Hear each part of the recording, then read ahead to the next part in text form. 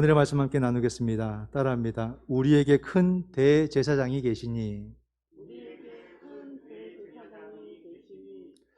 네, 오늘의 제목이 또 우리들에게는 어떤 의미일까 한번 잘 우리 가슴으로 가져오는 그런 제목이 될 수 있기를 바랍니다.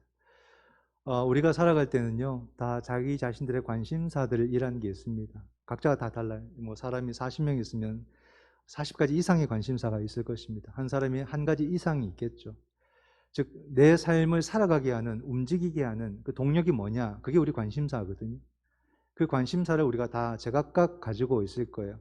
서로가 생각하는 게 다르고, 준비하는 게 다르고, 또 하고자 하는 것이 다 다르기 때문에 그 모든 일들이 자신의 관심사고, 그 관심사에 따라서 우리는 몸을 움직이게 됩니다. 이렇게 뭐 이사를 하시는 분이 계시면, 또 뭐 가까운 지역도 아니고 이제 멀리 가게 되면은 또 새로운 삶의 터전과 그 지역은 분위기가 어떨까? 그것이 또 관심사가 될 것입니다. 또 이렇게 군에 또 입대를 하면서 길게 장기 복무를 하게 된다면 이제 그곳이 내 삶의 터전이 될 텐데 또 그곳에서의 시간은 어떨까 하면서 그것이 또 관심사가 되고 또 그것이 마음에 이렇게 오로지 생각이 나겠죠. 또 뭐가 있겠습니까? 이제 입시철인데 입시를 앞둔 사람들은 또 진학의 문제에 온통 마음을 두고서 거기에 집중을 하게 될 것입니다. 또 우리 뭐 권사님도 계신데 우리 강현도 우리 청년은 지난주에 저한테 얼굴 보고 이렇게 다시 휴가 마치고 군에 들어가는데 다음 달에 제대입니다. 군에 있다가 나온 사람들은 관심사가 또 이곳에 있지 않겠습니까? 앞으로의 삶은 어떨까? 이제 그런 관심을 또 가지고서 준비를 하게 될 것입니다. 갑자기 병이 오거나 아픈 분들은 온통 이제 치료, 많은 관심을 갖고 살다가도 병이 나면요, 다 내려놓게 돼요. 참 그것도 신기하죠. 근데 다 내려놔도 괜찮아요. 아무런 문제가 일어나지 않아요. 우리가 스스로 많은 관심사들을 만들고 살아가는 것 같습니다. 근데 병이 나게 되면은 이제 치료받는 것, 회복되는 것, 그게 가장 주된 관심사입니다. 그렇게 해서 또 우리가 문제를 풀어가는 거죠. 이런 걸 볼 때 우리는 개인이나 또는 가정이나 공동체 속에서 많은 일들을 우리가 겪으며 살아가고 그 문제들을 풀고 해결하면서 살아간다. 그렇게 볼 때 여러분, 정말로 여러분들의 가장 중요한 그런 문제들이 지혜롭게 잘 해결될 수 있기를 바랍니다. 여러분들께서 그 모든 문제들을 진지하게 잘 감당할 수 있기를 바랍니다. 그게 참 중요하거든요. 남들이 볼 때는 별거 아닌 것처럼 보여도 나에게는 가장 중요한 일들입니다. 그런 것들을 우리는 참 지혜롭게 또 우리가 그것을 안정적으로 잘 해결해 가는 것은 굉장히 중요하지 않을까. 그걸 남이 해결해 줄 수는 없어요. 교회 들고 와서 장로님 이것 좀 해결해 주세요. 목사님 이것 좀 해결해 주세요. 이렇게 해결할 수 있는 문제가 아닙니다. 내 문제는, 내 삶의 문제는 내가 해결해 가는 거예요. 잘했다 못했다를 떠나서 내가 할 수 있는 최선의 방법을 해가면서 문제들을 풀어가는 거죠. 거긴 점수를 매길 수가 없습니다. 왜냐하면 지금 내가 열심히 했지만 어찌 보면 안 좋은 결과처럼 보일 때가 있고 가만히 놔두는데도 잘 풀릴 때도 있고, 그렇죠? 하지만 우리가 열심히 감당했던 그 시간들은 나중에 다 열매를 맺습니다. 또 의미가 있습니다. 그러니까 우리가 최선을 다해서 문제를 풀어가는 것, 이것은 필요하다, 중요하다, 그렇게 생각을 합니다. 그런데 여러분, 우리가 많은 것들을 이렇게 맞이하게 되고 풀어가는 그 과정들을 삶을 통해서 겪어가는데 이런 일들이 열심히 풀었다고 해서 더 이상 풀 게 없어지는 그런 과정으로 안 나가더라는 겁니다. 하나를 풀면 두 개가 오고 두 개를 풀면 네 개가 오고 이것이 인생의 문제예요. 감당할 수 없는 일들이 자꾸만 주어지는 겁니다. 그럼 열심히 풀어요. 해결을 해요. 그러면 풀고 해결할 만큼 내 마음은 가벼워질까? 나는 평안이 있고 내 삶에는 더 이상 어려움들이 없을까? 아니란 거 아시죠? 그죠? 인생은 그렇지 않더라는 겁니다. 문제를 해결하면 해결할수록 또 다른 전혀 생소한 문제들이 나를 짓누르고 힘들게 하고 어렵더라는 거예요. 그리고 이 모든 것을 해 나간다고 해서 내 마음이 가벼워지는 것이 아니라 이제는 점점 불안해져요. 문제를 풀 때마다. 내가 젊을 때는 젊음 때문에 해왔는데, 돈 있을 때는 돈 가지고도 좀 해봤는데, 이제는 뭐 젊음도 없고 돈은 있어도 그것을 제대로 어떻게 할 줄도 모르겠고 이제는 문제가 다가오니까 자신감이 뚝뚝 떨어지는 것이 우리들의 모습이죠. 예전에는 그저 운 좋게, 흔히 말하는 재수 좋게 그 시간을 잘 감당하기도 했는데 똑같은 문제가 또다시 주어진다면 나는 자신이 없다. 제대로 할 수 있는 그런 자신이 없다. 그런 마음들이 드는 겁니다. 즉 우리가 자꾸 마음이 무너져요. 그리고 우리가 그것을 하기에 버겁다는 생각을 하게 되고요. 그러니까 절망과 두려움과 염려가 우리에게 더 쌓이는 것이 아닌가 생각이 듭니다. 여러분, 그렇다면 우리가 문제를 피해갈 수 없는데 끊임없이 이런 관심사들은 우리에게 다가오는데 어떻게 사는 것이 최선일까? 이걸 한번 생각해 보십시오. 어쨌든 우리가 이 땅에서 호흡하면서 사는 동안에는 어떻게 하면서 사는 것이 최선일까? 그걸 한번 생각해 보자는 겁니다. 그것이 바로 여러분, 저는 여러분들에게 말씀드리고 싶은 것이 신앙의 성숙입니다. 신앙의 성숙. 다른 데 답이 있다고 저는 생각하지 않습니다. 꼭 우리가 그냥 기독교에 제대로 잘 집중하고 귀의해서 그냥 예수 신앙 잘 갖자 이런 차원이 아닙니다. 정말로 우리의 삶을 제대로 살고 온전히 감당하고 그렇게 살기 위해서 꼭 필요한 것이 신앙의 성숙이라는 거죠.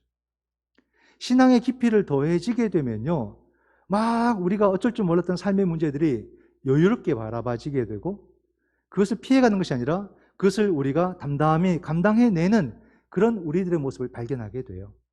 이게 바로 신앙의 성숙과 신앙의 크기와 신앙의 깊이가 가져다주는 모습이다. 그죠? 여러분, 우리가 예를 들어서 어릴 적 내가 살았던 곳에 한번 가보셨습니까? 그 체험들은 참 괜찮은 것 같아요. 아내가 자랐고 초등학교, 중학교, 고등학교 다녔던 고향도 최근에 한번 가봤어요. 한번 가보자라고 제가 얘기했고 또 그때 추억을 아이들과 함께 한번 보자 해서 엄마가 걸었던 운동장을 같이 걸었고 엄마가 공부했던 교실을 같이 이렇게 보고 그 학교 앞에 겨울을 같이 보고 그 자리에 또 20년, 30년 지나서 그 자녀가 그 운동장에 서 있는 그 모습이 참 저는 짠하더라고요. 참 의미가 있다. 그런 생각이 들죠. 근데 옛 집에, 우리가 살던 집에 저도 예전에 어릴 때 살았던 그 집에 한번 이렇게 가본 적이 있었어요. 그런데 예전에는 되게 넓어 보이고 되게 커 보이고 했던 곳이 아주 작아 보이는 거예요. 제가 큰어머니 댁에 어릴 때 참 자주 갔었고 재미있게 놀았는데 얼마 전에 가보니까 너무 작은 거예요. 그래서 다시 물어봤어요. 큰어머니, 이곳이 예전에 그곳이에요? 맞다는 거예요. 변한 게 없다는 겁니다. 똑같다는 거예요. 근데 방도 좁고 거실도 좁고 마당도 좁고 다 좁은 거예요. 제가 큰 거죠. 제가 어른이 된 거죠. 그러니까 그 장소가 굉장히 작아 보이고 협소해 보였다. 또 우리가 어릴 적에 막 여러 가지 게임을 하지 않습니까? 지금 오징어 게임이 드라마가 굉장히 전 세계적으로 유명한데 그 오징어 게임도 우리가 어릴 적에 집 마당에서 그려놓고 놀던 그 게임 아닙니까? 딱지치기, 구슬치기. 저는 진짜 딱지치기 못했어요. 구슬치기도 못했어요. 하면 다 빼앗겨요. 이거 안 되더라고요. 근데 그걸 막 목숨 걸고를 해요. 그런데 우리가 어른이 되면 그런 게임에 몰입하지 않는다는 거예요. 어른이 되면 그게 다 시시해진다는 겁니다. 그때는 그게 전부인 듯 했는데 어른이 되니까 거기에 우리가 마음 두지 않게 되더라 이 말이죠. 그게 뭡니까 여러분? 우리가 예수신앙이 없거나 예수신앙이 부족할 때는 삶의 문제들이 전부 다 부풀려져 보여요. 너무 커 보여요. 버거워요. 감당이 안 될 것 같아요. 그러나 예수신앙이 커지니까 삶의 문제들이 작아 보이기 시작하는 거예요. 그 문제들이 여유롭게 보이는 거예요. 그냥 우스운 게 아니라 그것을 감당해낼 만한 그런 마음이 갖추어졌다 이 말입니다. 이게 무엇이냐? 예수신앙이 주는 힘이에요. 신앙의 깊이와 신앙의 성숙을 더해가게 될 때 우리의 삶을 우리는 여유롭게 대할 수 있고 그 삶을 담담히 감당해낼 수 있는 그 힘이 우리 가운데 생겨난다는 거죠. 신앙은 여러분 마음으로 엔조이하는 게 아닙니다. 삶으로 사용하는 거죠. 그렇기 때문에 우리가 온전히 예수신앙, 이 기독교 신앙, 기독교 영성을 가지게 될 때에 우리는 우리의 삶을 의연하게 대할 수 있다. 그 모든 삶의 순간순간들을 우리는 더 진지하게 감당해 나갈 수 있다. 그렇게 신앙을 사용을 하는 것입니다. 그런 가운데 오늘날 너무나도 우리가 이 화려한 세상 속에서 화려한 관심사들을 두고 살아갈 때에 저는 여러분들에게 또다시 말씀을 드리고 강조하고 싶은 것은 바로 이 신앙입니다. 신앙, 예수신앙. 그 신앙의 내용을 오늘 특별히 히브리서 말씀을 통해서 여러분들에게 전하고자 하는 거예요. 히브리서는 따로 기록한 사람의 이름이 없기 때문에 저자가 나타나진 않습니다. 그래서 그냥 히브리서 기자 이렇게 말을 하는데 그러나 너무나도 중요한 복음의 내용을 담고 있기 때문에 이것이 야고보서가 아니어도 바울 서신이 아니어도 복음 이 성경 안에 들어오게 된 거죠. 히브리서 기자가 특별히 우리에게 중요한 것을 말씀해 줘요. 바로 말씀의 능력을 아주 영적으로 묘사를 잘 해주고 있습니다. 12절 말씀을 보면은 하나님의 말씀은 살아있고 활력이 있어 좌우에 날선 어떤 검보다도 예리하여 혼과 영과 및 관절과 골수를 찔러 쪼개기까지 하며 또 마음의 생각과 뜻을 판단하나니. 말씀의 능력을 자세하게 묘사하는데 세 가지예요. 살아있다, 활력이 있다, 예리하다. 살아있고 활력있고 예리하기 때문에 어떻다고요? 혼과 영과 및 관절과 골수를 찔러 쪼개고 또 마음의 생각과 뜻을 감찰한다.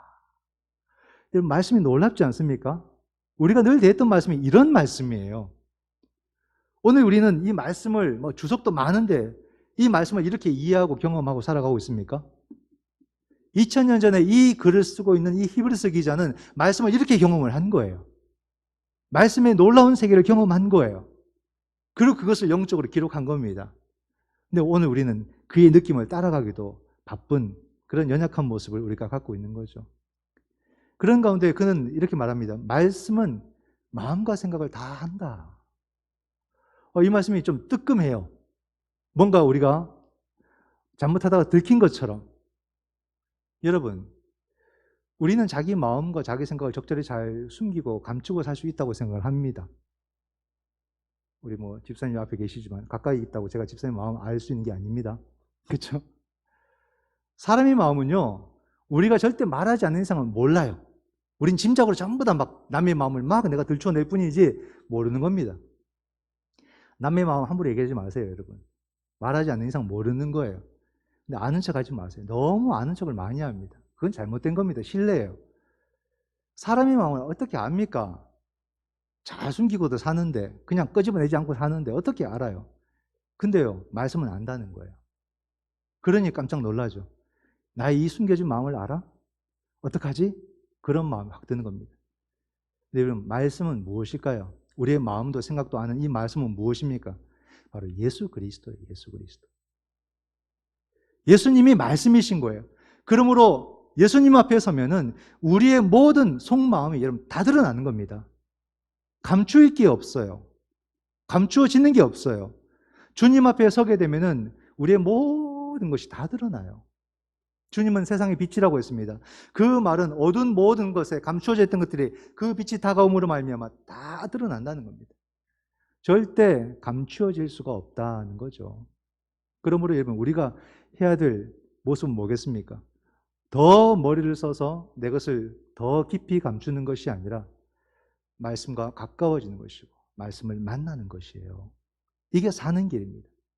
더 예수 그리스도께 나가는 것이 사는 길이에요. 감춘 것들이 여러분 좋은 것 같습니까? 그것은 도리어 나를 변질되게 만들고 나를 병들게 만드는 것들이에요. 그것이 드러나는 것을 두려워하지 마세요. 말씀 앞에 서서 그리스도 앞에 서서 그것이 드러나는 순간 도리어 여러분 내가 사는 겁니다. 병든 것을 도려내는 거예요. 나를 죽이는 것을 도려내는 겁니다. 그러므로 우리는 늘 그리스도 앞으로 나아가는 삶을 살아야 되고 말씀 앞에 서는 삶을 살아야 되는 것이다. 여러분은 감추고 사는 게 많이 있습니까? 많이 없습니까? 얼굴을 봐도 모를 텐데 마스크까지 껴가지고 더 모르겠습니다. 이제는 뭔 생각을 하는지 이제 표정을 어떻게 지는지는 모르겠어요. 다 마스크까지 쓰고 있으니까. 지금 저를 보시면서 입을 삐죽삐죽 하시는지 웃고 계신지 그걸 모르겠어요. 여러분 마음에 감추고 사는 게 많습니까? 적습니까? 한번 생각해 보십시오. 근데 말씀하시는 걸 보면 감추고 사는 게 없는 것처럼. 아유, 목사님 저는요 거짓말을 못해요. 저는요 숨기고 못 살아요. 이런 말씀들을 하시거든요. 나는 감추지를 못해요. 다 그런 이야기를 하십니다. 아무도 저는 많이 감추고 살아요. 저는 거짓말을 잘해요. 이런 분이 한 분도 없었거든요. 전부 다 거짓말을 못 하신대요. 우리의 바람이 그렇겠지만 여러분 보십시오. 내가 의도적으로 감추는 것이 없다 할지라도요. 우리에게는 나도 모르게 감추어진 것이 많이 있습니다. 있어요. 본인도 아마 느낄 수 있습니다. 그런 게 있을 거예요. 그냥 간단한 예를 들어보게 되면요. 우리가 이 자리에서 지금 한 30명, 40명이 앉아 계시다고 볼 때 한 분 한 분을 이렇게 보는데 한 많이도 아닙니다. 1초 또는 2초만 한번 본다고 생각해 보세요. 얼굴을. 제가 뭐 장장로님부터 했어요. 뭐 이렇게 우리 이장로님 1초, 1초 이렇게 봅니다. 제가 지금 가급적 눈 안 맞추고 싶은데 지금 설명한다고 해서 이렇게 보게 됩니다. 이렇게 딱 여러분도 한번 다 본다고 한번 생각해 보세요. 그럴 때 어떨 것 같습니까? 사람의 얼굴은요 신비하거든요. 사물 보는 거하고 달라요. 눈이 마주치는 것은요 상당한 영적인 교감입니다. 근데 1초를 딱 보는데요, 어떤 사람을 딱 보면요 갑자기 마음이 편안해지는 사람이 있어요. 딱 잠깐만 보는데도 어떤 사람을 보면 미소가 띄어지는 사람이 있어요. 어떤 사람을 딱 보면 갑자기 막 박장돼서 웃음이 나오는 사람이 있고, 또 어떤 사람을 보면 갑자기 얼굴이 탁 굳어버리는 사람이 있고, 또 어떤 사람을 보면은 화가 훅 올라오는 사람이 있고, 또 어떤 사람을 보면 아 괜히 봤다 싶은 사람이 있고, 또 어떤 사람을 보면 깜짝이야 이런 사람도 있고. 여러분 이게 왜일까요? 똑같은 얼굴이 아니에요. 사람을 보면요 이게 마음이 다 달라요. 얼굴이 바뀔 때마다 내 마음이 막 바뀌는 거죠. 그게 뭐냐면요 내 속에 나도 모르게 내재된 것들이 많다 이 말입니다. 그것을 통해서 그 얼굴을 나도 모르게 순간적으로라도 반사적으로 보는 겁니다. 그럴 때 이게 반사신경처럼 내 마음이 이랬다 저랬다 막 여러 가지 요동치는 내 모습을 볼 수가 있는 거예요. 그것은 내 안에 나도 모르게 이미 내재되어져 있는, 이걸 다른 말로 하면 감추고 있는 것들이 많다는 겁니다. 근데 여러분 이 자체가 무조건 나쁘다고는 할 수 없겠지만 이것은요 감추어진 것들은 변질되기 쉽다는 것을 아셔야 돼요. 우리 자체가 이미 죄인이기 때문에 우리들의 각자의 스펙트럼을 통해서 이 감추어진 것들이 이상하게 막 나타날 수가 있는 겁니다. 우리의 시각을, 우리의 시야를 왜곡시킬 수 있고 변질시킬 수 있다는 겁니다. 그렇기 때문에 여러분 우리는 예수 그리스도 앞에 서야 됩니다. 그리고는 우리의 모든 것들을 다 비추어서 잘못된 것들을 정화하고 나쁜 것들을 도려내면서 우리가 새로워져야 된다라는 것입니다. 주님 앞에 설 때만 우리는 온전해질 수 있다라는 것이죠. 여러분 이 말씀이요 우리의 생각과 우리의 뜻을 감찰한다는 것은 내 속에 있는 여러 가지 몇 가지들을 드러낸 정도를 말하는 게 아닙니다. 이 말씀은요 결국에는 내가 누군지를 드러내는 거예요. 이게 말씀의 근원적인 힘입니다. 이게 진리의 힘이에요. 진리 앞에 서면 여러분이 누군지 다 드러납니다. 이게 놀라운 거죠. 그 말은 예수 그리스도 앞에 서면 그분이 나를 지으신 분이기 때문에 내가 모르는 내 모습까지도 다 드러나는 거예요. 그래서 나의 정체성이 오직 예수 그리스도 앞에서만 드러나는 겁니다. 그러니 우리는 그분께로 갈 수밖에 없어요. 말씀을 사모할 수밖에 없고 말씀 앞에 설 수밖에 없는 겁니다. 그럴 때 진짜 나를 발견하게 되는 것이거든요. 진짜 내 모습을 알아가게 될 때 비로소 내가 나에게 허락된 삶을 어떻게 살아야 될지도 알게 되는 것입니다. 이게 말씀의 힘입니다. 진리의 힘이에요. 진리를 추구하고 진리를 사모해야 될 이유가 여기에 있는 것입니다. 우리를 알아가는 것. 이 땅에 이 삶을 허락하신 나를 알아가는 비결은 말씀 앞에 설 때뿐이라는 겁니다. 그러면서 이 히브리서 기자는 예수님을 또 다른 언어로 묘사합니다. 14절 말씀입니다. 그러므로 우리에게 큰 대제사장이 계시니 승천하시니 곧 하나님의 아들 예수시라. 우리가 믿는 도리를 굳게 잡을지어다. 믿는 도리를 굳게 잡을지어다. 근데 예수님이 누구시라고요? 우리의 큰 대제사장이다. 이렇게 묘사를 합니다. 이 히브리서 기자는 예수님을 어떻게 경험을 했기에 이렇게 표현을 할까 싶어요. 참 이런 경험들이 너무 부럽고 너무 놀랍습니다. 대제사장, 제사장의 역할은 뭡니까? 성전을 책임지고 성전에서 이루어지는 모든 제사를 책임지는 관할하는 사람이 대제사장입니다. 제사는 딱 두 가지 의미죠. 감사와 찬양 그리고 속죄, 이것이 바로 제사입니다. 감사와 찬양의 제사가 뭐냐면요 바로 창조주 하나님에 대한 제사거든요. 창조주 하나님, 이게 창조신앙을 말하는 겁니다. 그럼 여러분 창조신앙을 온전하게 이해하고 있습니까? 하나님을 창조주로 믿는다는 것은 어떤 내용입니까? 하나님이 모든 세상을 창조하셨다. 모든 피조물을 하나님께서 창조하셨다. 이렇게 믿는 것이 가장 기본 아닙니까? 근데 여기서 끝나버려요. 이게 다가 아니죠. 진짜 창조신앙의 의미는 뭡니까? 하나님이 모든 것을 창조하셨기 때문에 하나님이 다스리신다. 이 말이죠. 그러므로 우리의 인생도 하나님이 창조하셨잖아요. 그 말은 내가 창조주 하나님을 믿는다는 것은 뭡니까? 하나님이 나를 책임지신다. 이거예요. 이 창조신앙을 가졌다고 하면서도 우리는 살아가면서 어떻게 살지를 늘 고민하고 불안해하고 염려한다는 것은 적당히 해야지 지나친다는 것은요, 믿음이 없다 이 말입니다. 창조주 하나님을 믿으면서도 자기 삶에 대해서 너무 불안해하고 너무 염려한다는 것은 이 창조신앙이 잘못되었거나 부족하다 이렇게 보셔야 되는 거예요. 그렇기 때문에 하나님이 나를 다스리시고 하나님이 이 백성을 다스리심을 감사하고 찬양하기 위해서 제사장은 하나님 앞에 제사를 드리고 그분이 바로 대제사장이다는 것이죠. 그런 가운데 이 대제사장이 바로 예수 그리스도이시다는 것을 성경이 우리에게 말해주고 있습니다. 그러면서 예수님이 대제사장인 이유를 오늘 14절에서 두 가지로 말합니다. 그것은 바로 주님께서 승천하셨기 때문이다. 그리고 주님이 하나님의 아들이시기 때문이다. 그러므로 그는 대제사장이다. 이렇게 말을 합니다. 두 가지 이유인데요. 승천하셨다는 것은 결정적으로 예수님이 하나님이심을 드러내는 사건이었습니다. 우리가 주현절은 뭡니까? 바로 예수님을 하나님으로 경험하는 사건이죠. 변화산 사건, 변모산 이런 모습은 또 세례받는 그 사건들 전부 다 예수님을 하나님으로 고백하는 그런 사건들 아니겠습니까? 그런데 예수님을 가장 결정적으로 하나님으로 고백할 수밖에 없게 만든 사건이 바로 승천입니다. 부활 승천하신 사건이죠. 그러므로 예수님은 하나님이시다. 그리고 그분은 하나님의 아들이시다. 이렇게 고백을 합니다. 하나님의 아들이라는 고백은 사람에게 붙이지 않습니다. 그 당시에는요, 임금이나 황제에게만 붙였습니다. 일반 사람에게는 붙일 수 없죠. 신의 아들, 황제에게 보통 붙였습니다. 그런데 황제에게조차도 하나님의 아들, 신의 아들이라고 말하지 않는 사람들이 생겼어요. 그들이 누구냐면 초대교회 성도들입니다. 그들은 예수님의 부활과 승천을 통해서 예수님을 통해서 생명을 경험했기 때문에 그들에게 하나님의 아들은 황제가 아니라 나사렛 예수시라. 그 나사렛 예수에게 그들은 목숨 걸고 하나님의 아들이라 부르는 겁니다. 황제를 거역하는 거죠. 배반하는 거죠. 그러므로 여러분 교회 공동체는요, 목숨 걸고 주님을 하나님의 아들로 고백하는 사람들의 모임이 교회입니다. 교회. 우린 이 정도로 주님을 고백하고 주님을 위해서 목숨을 우리가 담보로 하는 그런 공동체로 살아가고 있는가? 너무 쉽게 복음을 저버리고 너무 쉽게 우리 신앙을 저버리고 너무 쉽게 우리 신앙을 부끄럽게 생각하지 않는가?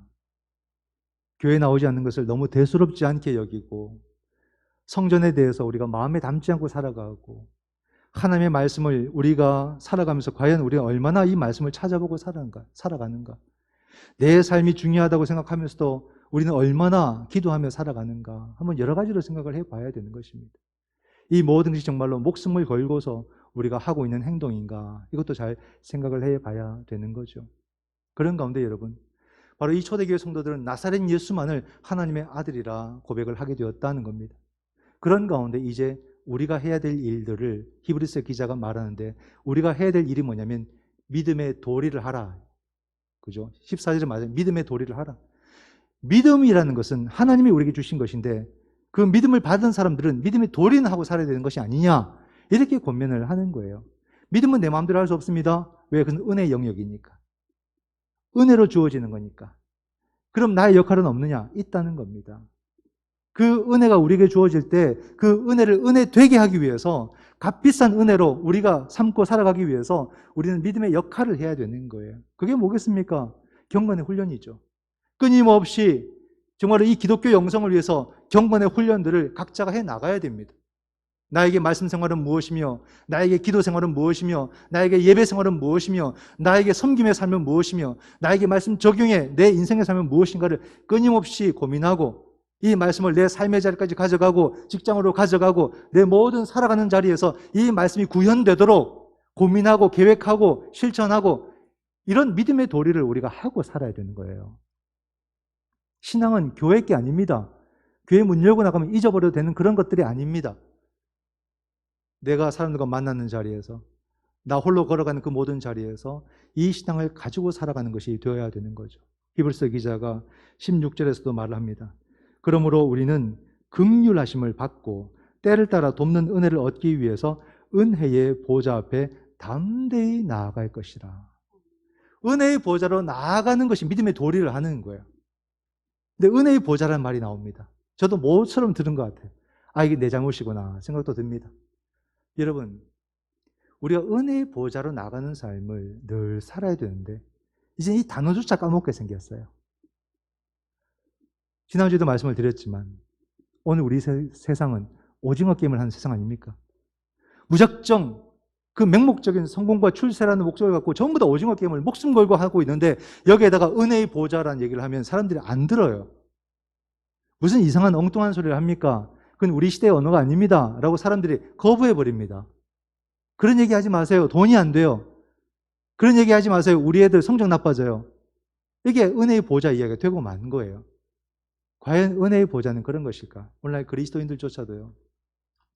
은혜의 보좌 이야기하면 아, 이건 우리 부모님적 이야기, 우리 할아버지 할머니적 이야기 이렇게 생각하지 않을까 싶어요.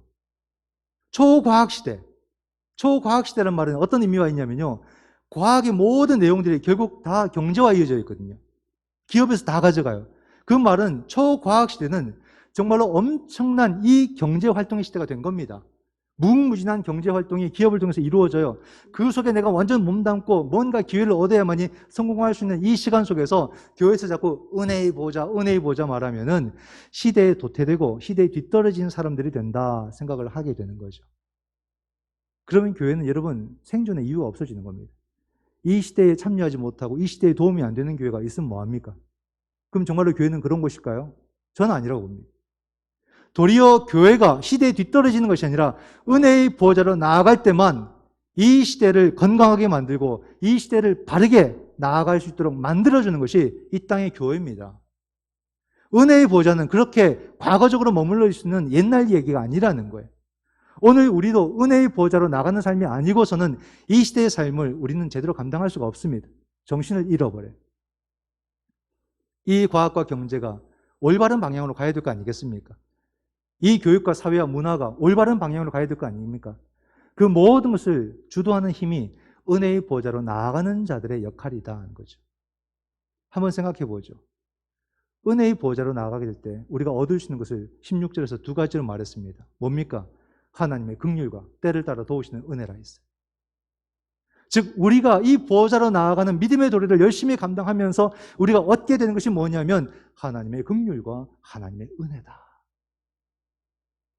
여러분, 긍휼과 은혜는 나를 살게 하는 근원적인 힘이에요.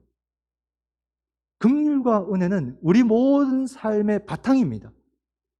하나님의 긍휼과 은혜도 받으니까 오징어 게임도 하는 거예요.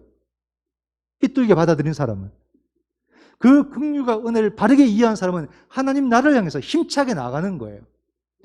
올바른 길을 가는 사람이나 나쁜 길을 가는 사람이나 다 하나님의 긍휼을 입은 사람들이에요. 하나님의 은혜를 입은 사람들이에요. 그러나 이것이 무슨 의미인지 모르니까 오징어 게임을 하는 거예요. 그 은혜로, 그 긍휼로. 이걸 잘 보아야 됩니다. 그렇기 때문에 오늘 우리는 긍휼과 은혜라는 것은 그냥 나를 있는 그대로 받아주시는 하나님의 사랑이에요. 이 못난 사람을 기다려주시는 하나님의 자비를 말하는 겁니다. 그 은혜로 살아가는 거예요. 이 긍휼과 은혜를 깊이 경험하고 나면요, 더 이상 우리가 오징어 게임을 안 해도 살 수 있구나, 서로 죽고 사는, 또 죽고 죽이는 그런 오징어 게임을 안 해도 성공할 수도 있고 승리할 수도 있구나, 드디어 알게 되는 거예요.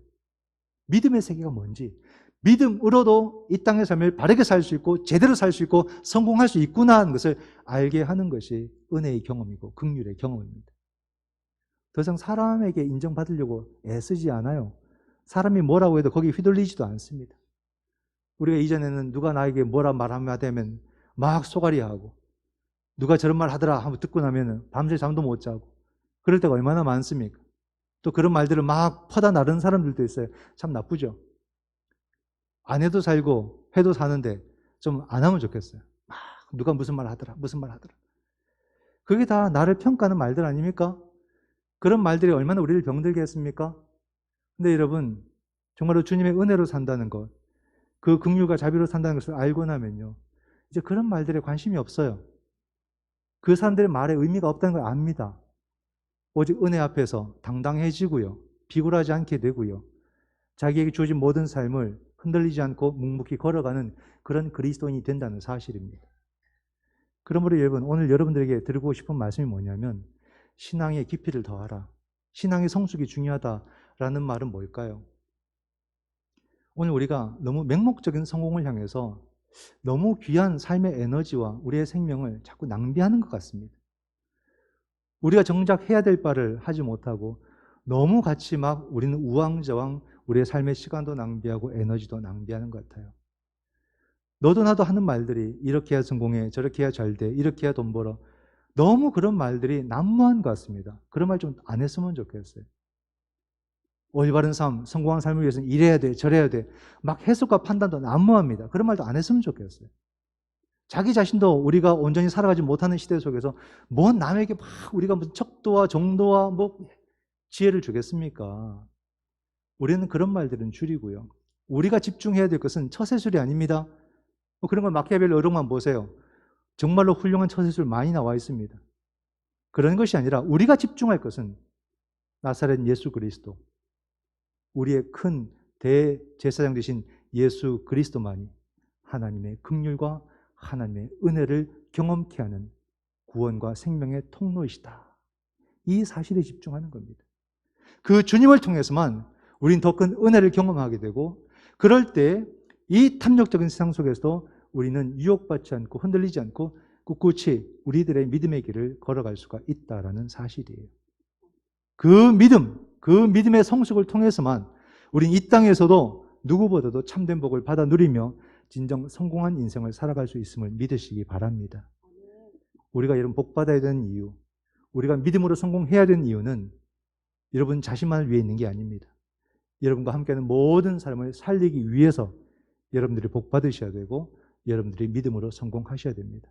그러므로 이 시대에 예수 제자가 되어서 믿음의 크기가 넓어서 모든 사람을 우리가 받아들일 수 있는 그런 믿음의 역량을 가지시고 이 시대 가운데 귀하게 쓰임받기를 주님의 이름으로 축원드립니다. 아멘. 기도하겠습니다.